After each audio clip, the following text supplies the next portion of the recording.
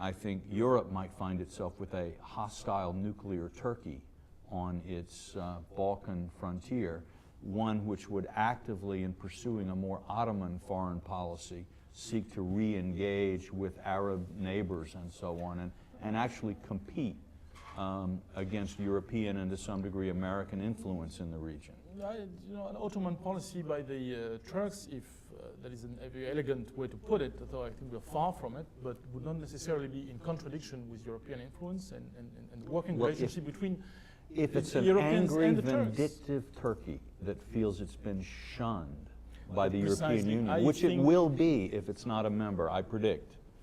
And I think virtually every serious observer of Turkey would agree that if Turkey feels rejected and culturally insulted by being clearly placed outside the circle by Europe, the Turkish culture, mentality, historical experience is such that we will all be regretting this for decades, And my guess, too, is that that will be the view of the U.S. establishment of the European decision. And it will be, when the U.S. advocates Turkish membership in the European Union, this is not a throwaway line.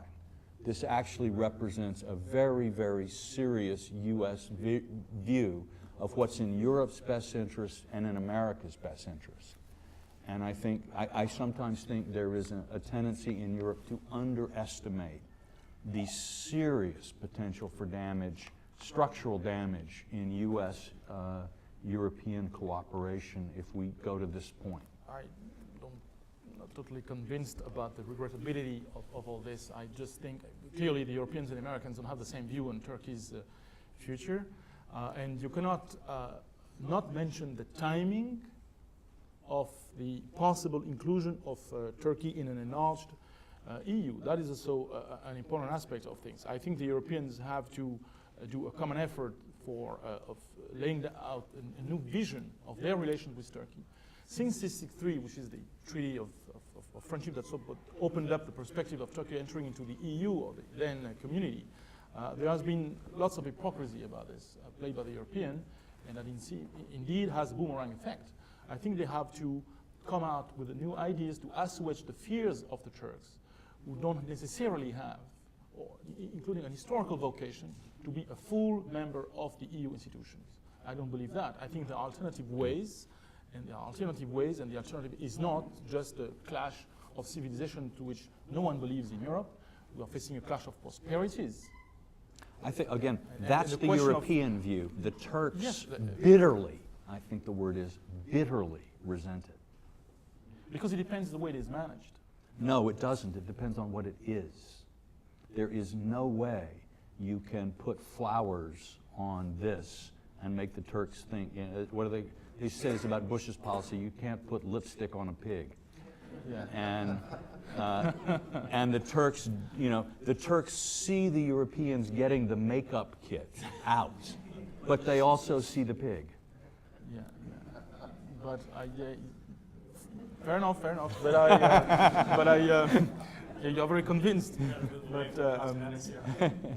But I think they have an effort to do for adjusting their discourse to Turkey and the actions as well, including being innovative. That is to say, not reducing the question to only a question of membership to the EU, perhaps create a new thing. I mentioned that, in fact, in the book, which is the Ottoman. Will they get membership? I don't know about that. Maybe we won't see it in 10 years, 15, maybe they will in 30 years. In fact, my personal opinion, just my humble opinion on this, is on the short term, say 10, 15 years, impossible, no way, Jose, really? I think. However, if you have a more civilizational approach to international relations, in the order and the magnitude of the discussions we've had before, Western world, rising Asia, and so on, then the Ottoman model, the same way as the Austrian model, the Austrian Empire, and you have to go back to historical perspective, is always fundamental to understand the present and sort of discuss the future. I mean, the destruction of the Ottoman Empire on the one end, and the destruction of the Austrian one on the other, was the original scene, okay, of our current problems. So if you have a longer term perspective, say, I feel the ghost of Woodrow Wilson not thanking you for that remark, but anyway.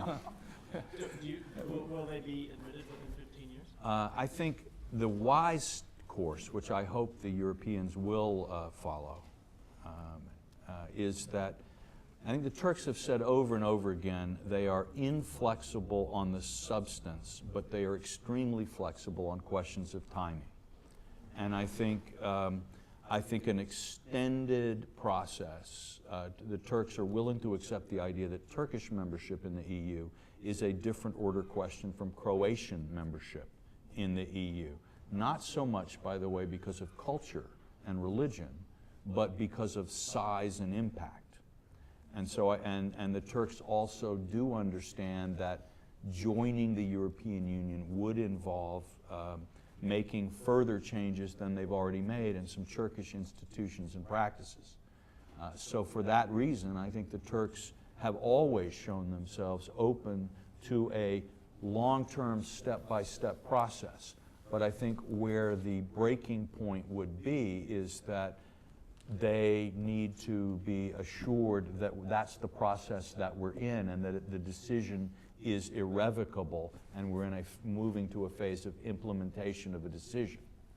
So I think a creative European diplomacy would look at how do we build on that flexibility. And those of us who spend time in Turkey are grateful for this kind of flexibility. We know that Turks don't always demonstrate this kind of flexibility on some issues. It's a sign, I think, of real maturity and real eagerness that they are willing to engage in this way.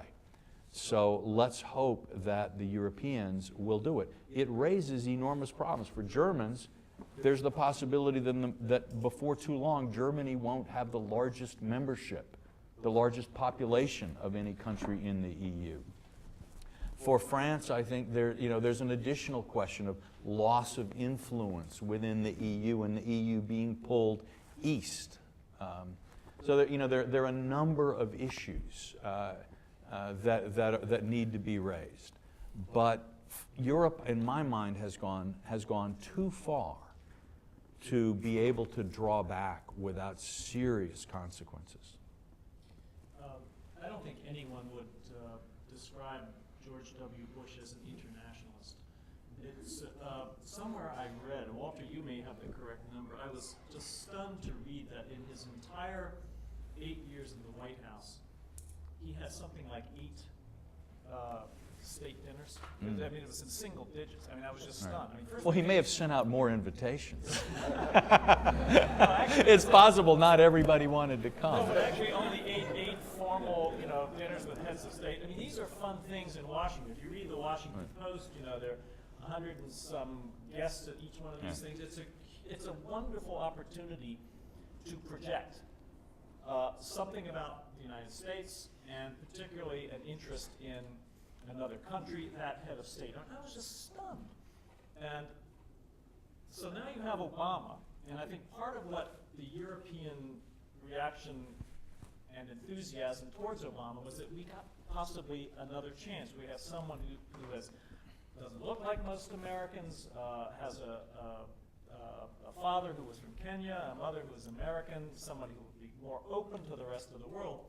In the first 9 months of his presidency, though, he's had to focus on the U.S. economy, health care, a cap-and-trade bill, and Copenhagen, I guess the Olympics, that's Chicago. Copenhagen 1, then there's Copenhagen 2, which will be equally unhappy. Yeah, so most of his focus has been on domestic issues for the United States. So both of you have now been asked to be advisors to Barack Obama. What would you tell him he needs to do, not only to project that he really is an internationalist, but also not only to project, it's not PR, but to be sincere? What should he do? Because he doesn't, remember, he's a lawyer who grew up having read Saul Alinsky about Chicago politics and community organizing, so he's not an internationalist at heart. He's an internationalist perhaps by birth, but not by training or by experience. So what would you advise him?